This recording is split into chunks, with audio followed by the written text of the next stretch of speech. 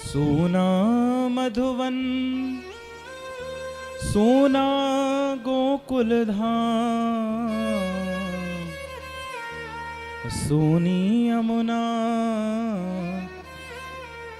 सोना मधुवन सोना गोकुल धाम।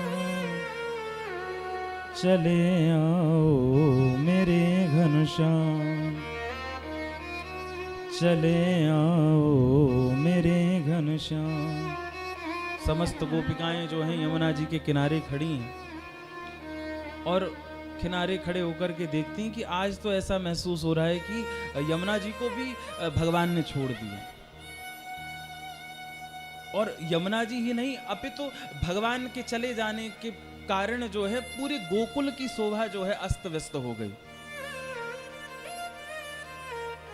इसलिए गोपिकाएं कहती हैं कि प्रभु आप कृपा करो कि चले आओ मेरे घनश्याम। बार बार भगवान के आगमन के लिए गोपिकाएं निवेदन करती हैं और कहती हैं कि प्रभु आप आए और आने के बाद सुंदर वेणुनाद किया था आपने,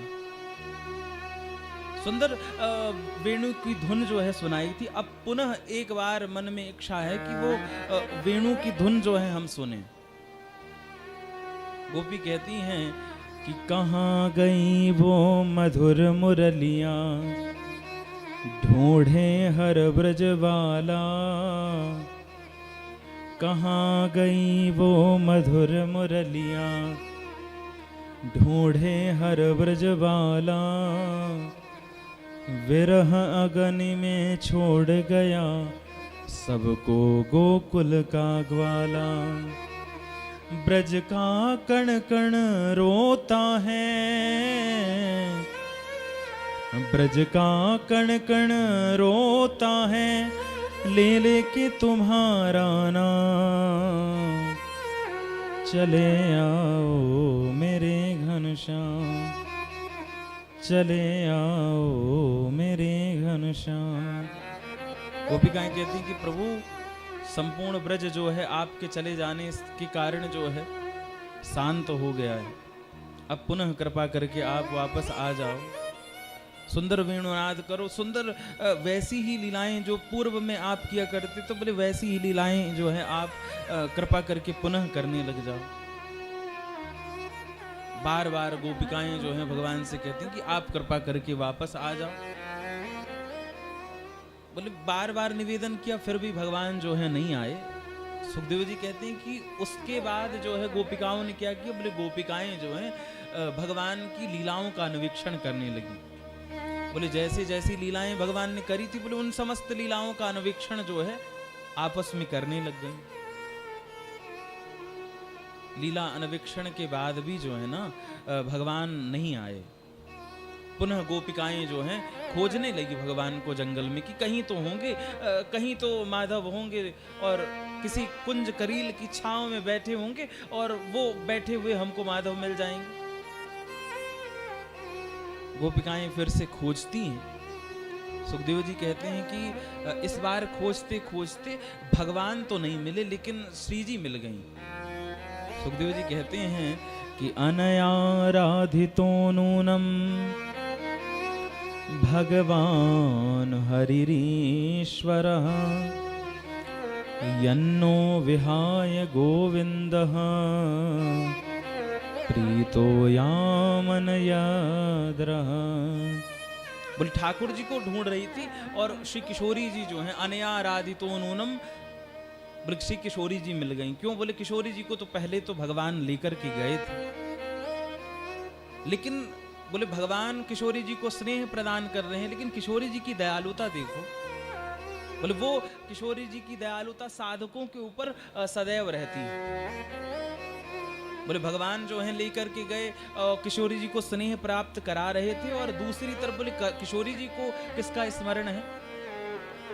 बोले किशोरी जी को स्मरण है गोपिकाओं की विरह स्थिति का। बोले विचार करती किशोरी जी की गोपिकाएं तो व्याकुल हैं और कृष्ण का नाम जो है उच्चारित कर रही हैं, कृष्ण को पुकार रही हैं। और मन में विचार किया कि अगर माधव के साथ में रही आई तो कभी भी जो है भगवान पुनः गोपिकाओं को प्राप्त होने वाले नहीं। क्योंकि मैं कहता हूं कि भाई भक्ति की आचार्य हैं श्री जी। बोले श्री कृपा के बिना कौन ही भगवान को प्राप्त कर सका है। बोले आचार्य के बिना बोले कौन भगवान तक पहुंच सका है। भक्ति की आचार्य हैं श्री किशोरी जी। बोले बिना किशोरी जी की कृपा के बोले कोई भगवान तक पहुंच नहीं सकता। बोले गोपिकाएं चाहे कितने भी वर्षों तक पुकारती रहती, बोले श्री जी की कृपा नहीं करती तो भगवान उनके जीवन में पुनः आते नहीं। क्योंकि जिनके वाणी से बोले कृष्ण नाम का उच्चारण होता है, जिनकी वाणी से कृष्ण कृष्ण उच्चरित होता है, बोले उन पर तो पूर्ण कृपा जो है श्री जी करती हैं। एक बार भगवान जो है कुंज में बैठे थे और कुंज में बैठे बैठे मन में भाव आया कि श्री जी को बुलाया जाए, तो भगवान ने वेणुनाद किया और वेणुनाद किया तो वेणु की धुन को श्री जी सुनती और भागती हुई जो है श्री जी आई। और जब भागती हुई आई तो ठाकुर जी ने देखा कि हाथ में जो है अन्न कुछ लगा हुआ, बोले चावल दाल जो है हाथ में लगा हुआ। भगवान ने हंसा, भगवान ने कहा कि श्री जी इतनी भी क्या जल्दी थी। अरे प्रसाद अगर पा रही थी तो प्रसाद पा करके आप आ जाती, पहले प्रसाद ग्रहण कर लेती और उसके बाद आ जाती। पाते पाते आने की क्या जरूरत थी। किशोरी जी ने कहा कि पाते पाते नहीं आई हूं। बोले जो आपके नाम के आश्रित रहते हैं, आपके नाम के सहारे में ब्रज में रहते, बोले उनको पवाते पवाती आई।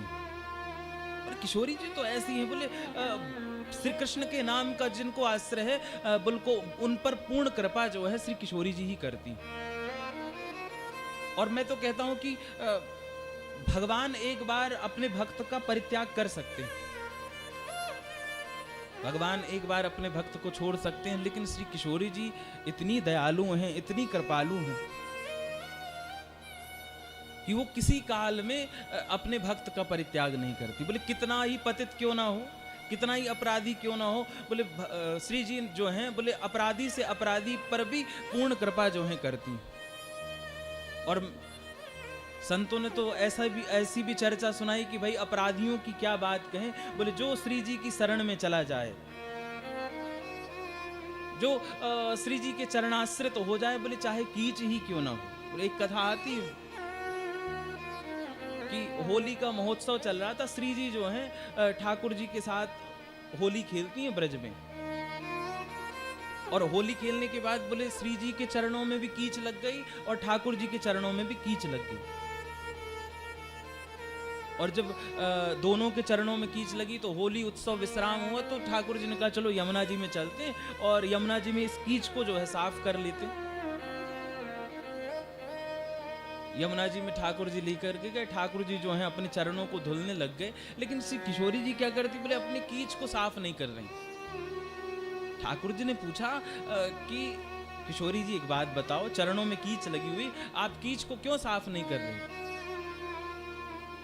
किशोरी जी कहते हैं कि जो मेरे चरणों का आश्रय ले लेता है, जो मेरे चरणों में आकर के लिपट जाता है, बोले चाहे वो कीच ही क्यों ना हो, बोले उसका तो हम किसी भी काल में परित्याग नहीं करते, चाहे कीच ही क्यों ना हो। अरे भक्तों की अपराधियों की क्या बात करें भाई, वो इतनी करुणा करने वाली है कि वो चरणों में लिपट जाने वाली कीच का परित्याग नहीं करती, तो सामान्य पतितों की क्या बात कहें। बोले किशोरी जी भक्ति की आचार्य हैं, उनकी कृपा के बिना कृष्ण प्राप्ति संभव नहीं है। और आज जो है गोपिकाओं की स्थिति को श्री जी ने देखा, विचार किया कि ये तो बड़ी व्याकुल हैं, बड़ी विह्वल हैं, हम कृपा नहीं करेंगी तो निश्चित रूप से कृष्ण जो है उनको प्राप्त होने वाले नहीं हैं। तो इसलिए अभिमान का अभिनय किया, और जब अभिमान का अभिनय किया तो भगवान जो हैं श्री जी को छोड़ करके चले जाते हैं।